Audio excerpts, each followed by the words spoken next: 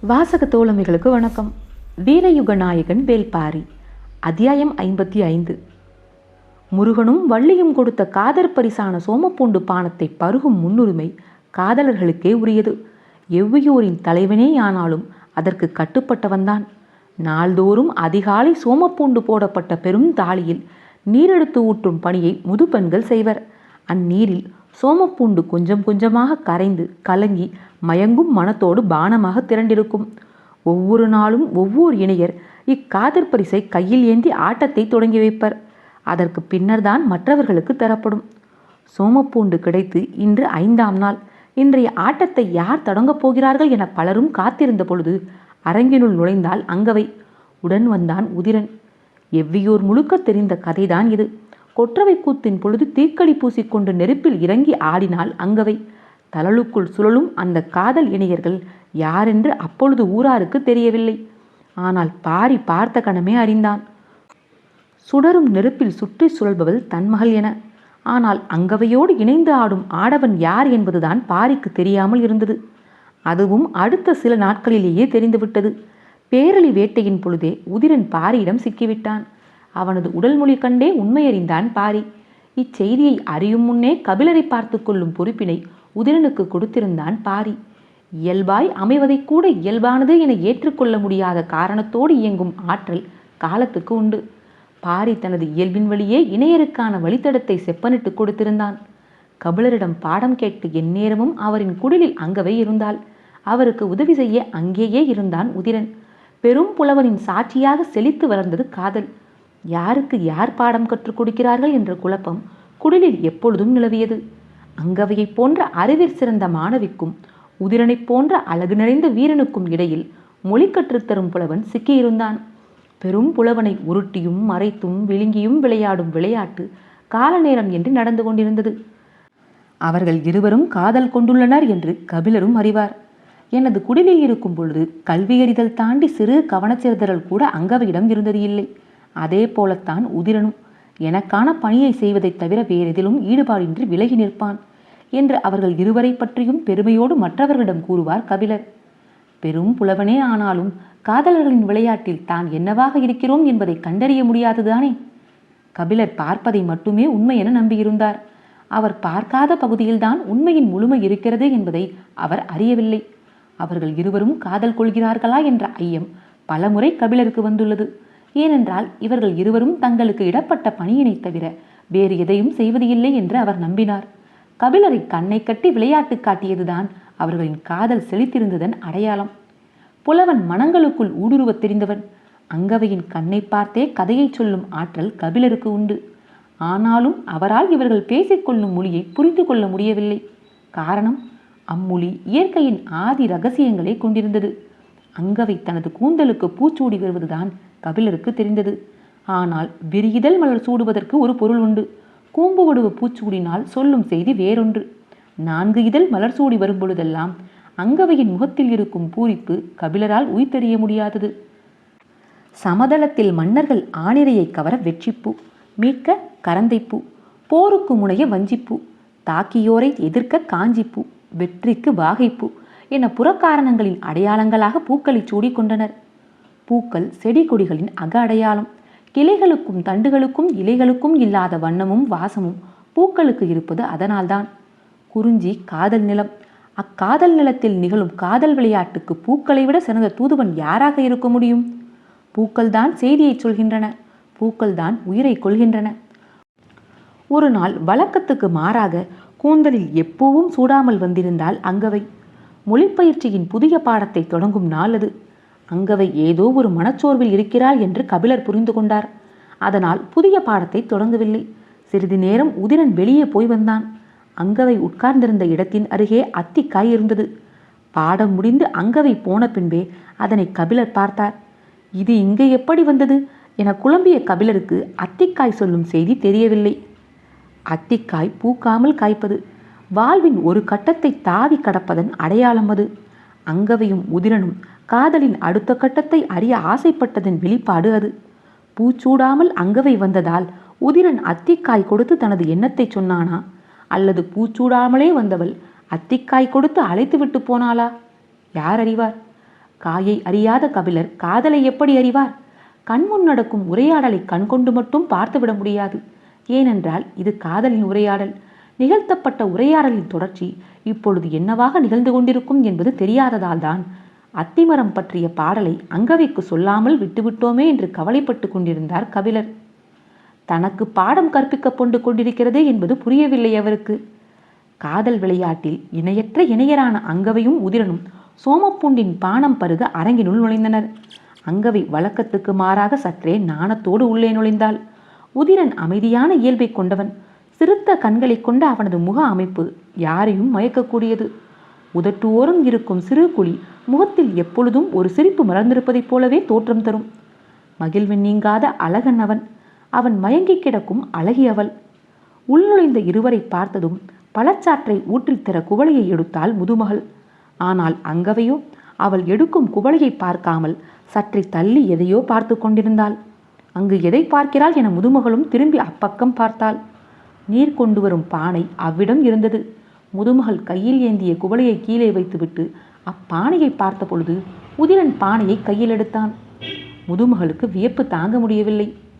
தொடங்கும் பொழுதே பானையிலா என்றாள். ஆம், வேறு வழியில்லை. இப்பெருந்தாளியை தூக்கிச் செல்ல முடியாது அல்லவா என்றான் உதிரன். முதுமகளால் சிரிப்பினை அடக்க முடியவில்லை. நாங்கள் காதலர்களான பிறகு முதன்முறையாக இப்பொழுதுதான் சோமப்பூண்டு கிடைத்திருக்கிறது. இச்சிறு குவளையில் வாங்கி என்று தீர்க்க எமது கனவை? இவ்வளவு ஆர்வம் கொண்ட நீங்கள் 5 நாட்களாக ஏன் வரவில்லை என்று கேட்டாள் முதுமகள். உதிரன் சொன்னான், நான் கபிலருக்கு உதவியாளன். அவரை அருந்தச் செய்து மகிழ்விப்பதுதான் பாரி எனக்கு இட்டுள்ள கட்டுளை. எழ முடியாத மயக்கம் கொண்டு அவர் துயிலும் நாளுக்காக காத்திருந்தோம். இன்றுதான் அது வாய்த்தது. பேசிக்கொண்டிருக்கும் பொழுதே அடுத்த இணையர் உள்ளே நுழைந்தனர். அவர்கள் நீலனும் மயிலாவும். சோமப்பூண்டு கிடைத்த செய்தி பரம்பு நாடு முழுவதும் பரவிவிட்டது. எல்லா ஊர்களில் இருக்கும் காதலர்களும் எவ்வியூர் புறப்பட்டு வந்து கொண்டிருக்கின்றனர். செய்தி வேட்டுவன் பாறைக்கு போய் சேர்ந்த கணத்தில் இவர்கள் புறப்பட்டு வந்து சேர்ந்துள்ளனர். அதனால்தான் 5ஆம் நாள் காலையிலேயே வர முடிந்தது. நீலனும் மயிலாவும் காதல் கொள்ளத் தொடங்கிய பிறகு முதன்முறையாக இப்பொழுதுதான் சோமப்பூண்டு கிடைத்துள்ளது. அரங்கினுள் முதலில் நுழைந்தான் நீலன். தொடர்ந்து மயிலா வந்தாள். மயிலாவை பார்த்ததும் முதுமகளுக்கு உள்ளுக்குள் சிறு அச்சம் எட்டி பார்த்தது. நீலன் அதிசிறந்த வீரன் என பரம்பியெங்கும் அறியப்பட்டவன். அவனை வீழ்த்திய வல்லமை கொண்டவளை பற்றி அதைவிட அதிகமாக அனைவருக்கும் தெரியும். அரங்கினுள் நுழைந்ததும் சோமப்பூண்டின் மனம் நீலனின் மூக்கில் ஏறியது. சற்றே காரத்தன்மையோடு இருக்குமோ என தோன்றிய கணத்தில் அதன் தன்மை வேறொன்றாகப்பட்டது. இதுவரை உணராததாக இருக்கிறதே என்று நினைக்கும் பொழுதே அவன் கிறக்கத்தில் மூழ்கத் தொடங்கினான். அருகிருந்த மயிலா அவனது முதுகை தட்டினாள். விழிப்பு வந்தவனைப் போல மனம் விலகி மீண்டான். அங்கவையும் உதிரனும் இதுவரை பருகவில்லையே தவிர 5 நாட்களாக இவ்வாடையை நுகர்ந்து பழகிவிட்டனர். ஆனால் நீலனுக்கும் மயிலாவுக்கும் அப்படியல்ல. நுகர்வதே இவ்வளவு கிறக்கம் கொடுக்குமானால் அருந்தினால் என்னவாகும்? கிறக்கம் விலக்கி ஊற்றி கொடுக்கும் முதுமகளின் அருகில் வந்தனர் இருவரும். இவர்கள் இருவரும் பானையைத்தான் தூக்குவார்கள் என நினைத்த முதுமகள் குவளையை ஓரத்தில் வைத்துவிட்டு இன்னொரு பானையை எடுத்தாள். நீலன் முதுமகளையே பார்த்து கொண்டிருந்தான்.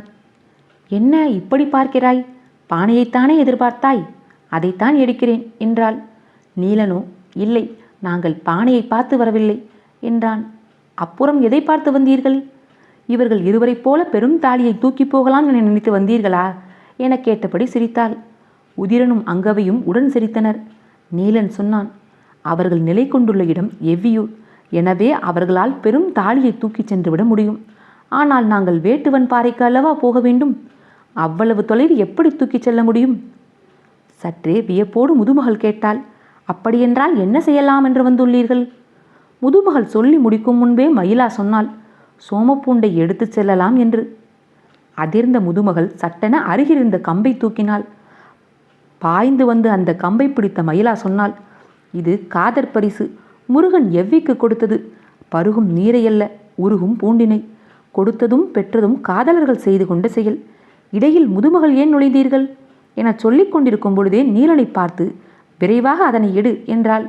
பூண்டினை எடுக்க தாலி நோக்கி பாய்ந்தான் நீலன். எங்கிருந்து அப்படி ஒரு குரல் வந்தது என தெரியாது. அரங்கமே அதிரும்படி பெரும் குரல் கொடுத்தாள் முதுமகள். குரல் கேட்டதும் வெளியில் இருந்த வீரர்களும் மற்ற முதுமகள்களும் உள்ளே நுழைந்தனர். என்ன நடந்து கொண்டிருக்கிறது என யாருக்கும் புரியவில்லை.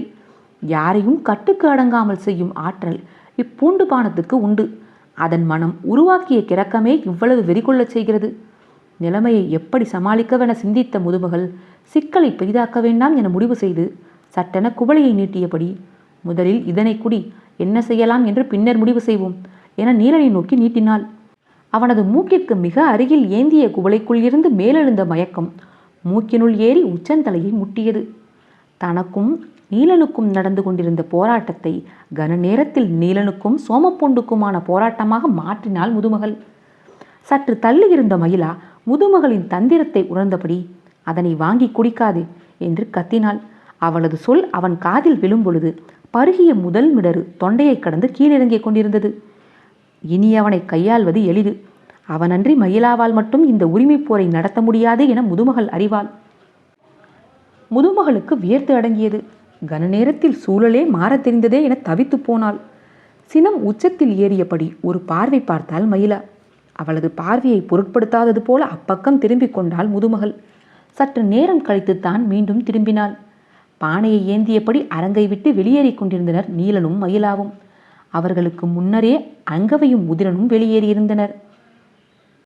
வெடத்தப்பூவின் இலை எள்ளுச்செடியின் இலையை விட மிகச் சிறியதாகவும் ஊசியாகவும் இருக்கும். செடியின் அளவு சிறியதுதான். ஆனால் அதன் அதிசயத்தக்க சிறப்பு பூவினில் உள்ளது.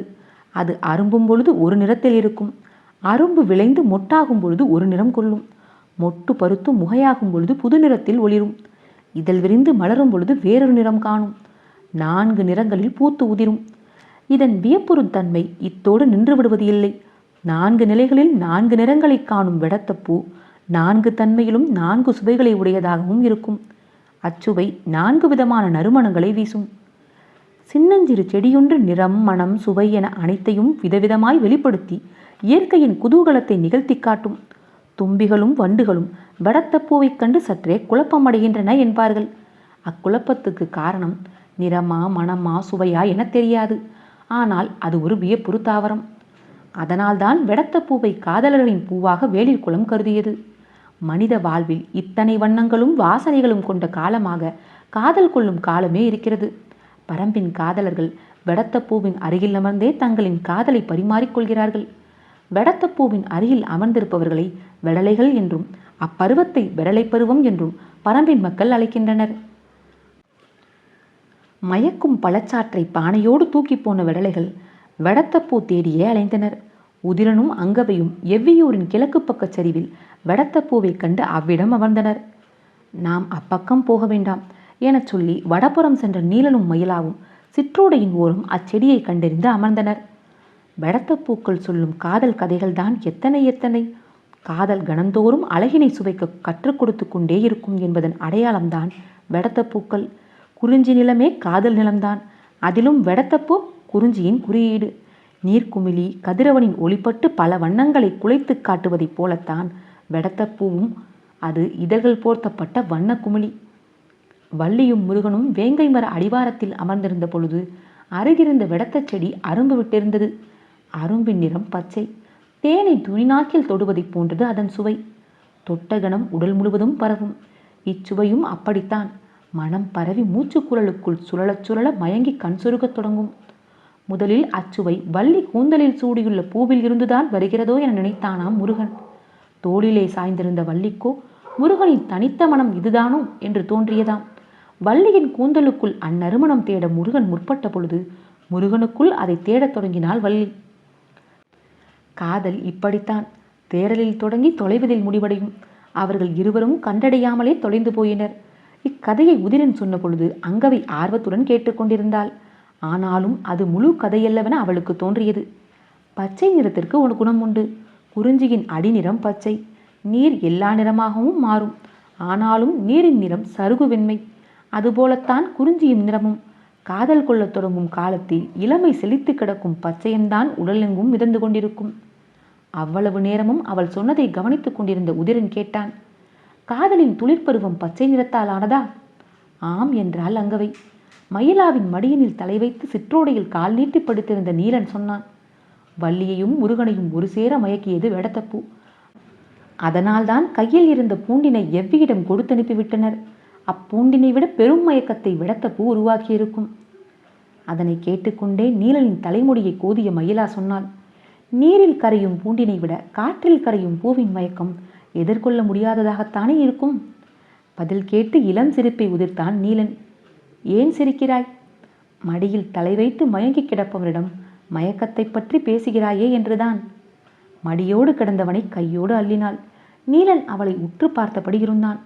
சிறிது நேரம் அவனையே பார்த்தபடி இருந்த மயிலா சொன்னாள், மயங்கிய ஒருவனின் கண்களில் இவ்வளவு துடிப்பு இருக்காது. அது மட்டுமல்ல, மயங்கியவனின் கைகள் இந்த வேலையை செய்யாது. சட்டென கையை விலக்கிய பொழுது சிரிப்பு கொட்டியது. மகிழ்ந்து சிரித்தபடி நீலன் சொன்னான், பூவோ மதுவோ எல்லாம் நினைவை உதிரச் செய்யும் மயக்கங்களைத்தான் உருவாக்கும். காதல் மட்டும்தான் மயங்க மயங்க நினைவை செழிக்கச் செய்யும். எவ்வளவு மயங்கினாலும் உணர்வு புலன்கள் மயங்குவது இல்லை என்பதை நீலன் சொல்லிக் கொண்டிருந்த பொழுது மயங்காத மயக்கம் கொண்டிருந்த மயிலா கேட்டாள், மயங்கினாலும் முடியாத விளையாட்டா இது? ஆம், மன அளவில் இது முடிவுறாதது. நீர் வற்றினாலும் ஓடையின் குணம் மாறாது அல்லவா? காதலும் அப்படித்தான். சொல்லும் பொழுது அவள் உடல் அவன் மீது சரிந்து கீழிறங்கியது. அவள் சொன்னாள், வெள்ளம் ஓடினாலும் ஓடையின் குணம் மாறாதுதானே? இதற்கு மேல் இருவராலும் பேசிக்கொண்டிருக்க முடியவில்லை. சிற்றோடையில் பெருவெள்ளம் ஓடியது. கால்கள் நான்கும் நீருக்குள் சரிந்தன. நீர் விளையாட்டு துவங்கியது. கண்ணுக்கு முன்னால் இருந்த வெடத்தப்பூ மொட்டாகி நீல நிறம் கொண்டிருந்தது. நீலத்துக்கு புளிப்பு சுவை ஒன்றுண்டு. அதனை முகர்ந்தபடி நீலன் சொன்னான், எல்லா சுவையும் காதல் சுவைதானே? நீரினில் மிதந்தபடி மயிலா கேட்டாள், காதலின் சுவை நுகர்வதா சுவைப்பதா? இரண்டும் இல்லை, உணர்வது. நீலன் சொல்லும் விளக்கத்தை மயிலாவால் ஏற்க முடியவில்லை. மறுத்து தலையாட்டினாள். ஓடும் நீரில் மூழ்கி அவன் மேல் வந்து சாய்ந்தபடி சொன்னாள், உனது நுனிநாக்கு எப்பொழுதுமே துவர்க்கும். சொல்லி நிறுத்தினாள். நீலன் உயப்புற்று பார்த்தான். அதனை என்று உணர்ந்தேனோ அதன் பின் துவர்ப்பு எல்லாவற்றையும் உனது சுவையாகவே உணர்கிறேன். நாவற்பழம் தின்ற பின் நடுநாக்கில் படியும் நீலம் போல் முத்தம் நீங்கிய பின் உனது துவர்ப்பே என்றும் நினைவேங்கும் படிந்து விடுகிறது. நீலன் கண்ணிமைக்காமல் அவளை பார்த்து கொண்டிருந்தான். மயிலா சொன்னாள், துவர்ப்பே என் உடல் எங்கும் பரவி நிற்கும் சுவை. மகிழம் பூதான் துவர்ப்பு சுவையுடையது என்று மனிதர்கள் பேசிக்கொள்கிறார்கள்.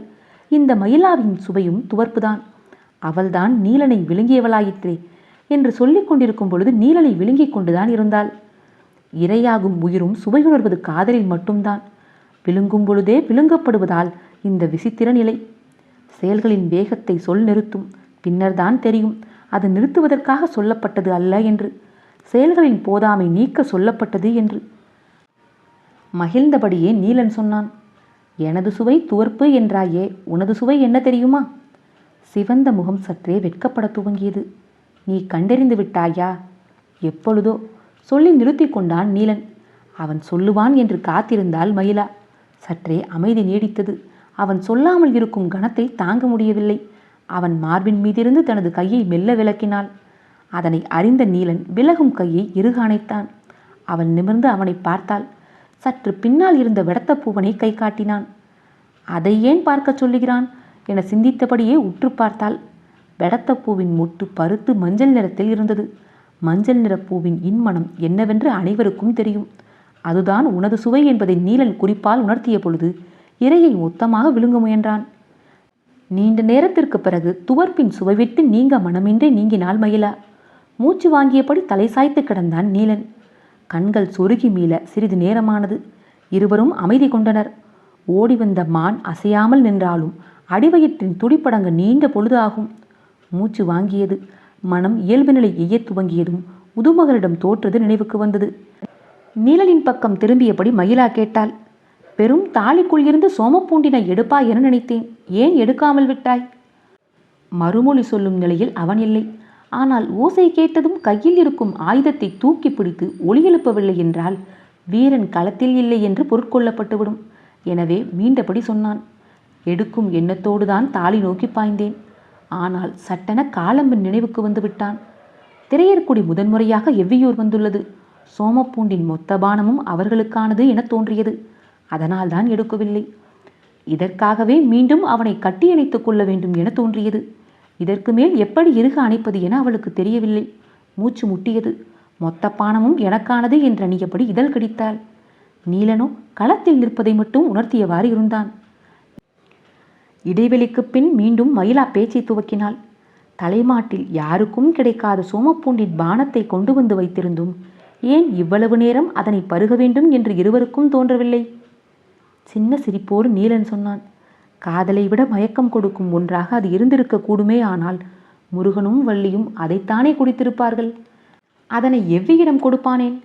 காதல் கொண்டவர்களுக்கு மயங்கவும் கிறங்கவும் மூழ்கவும் இன்னொன்று தேவையா என்ன?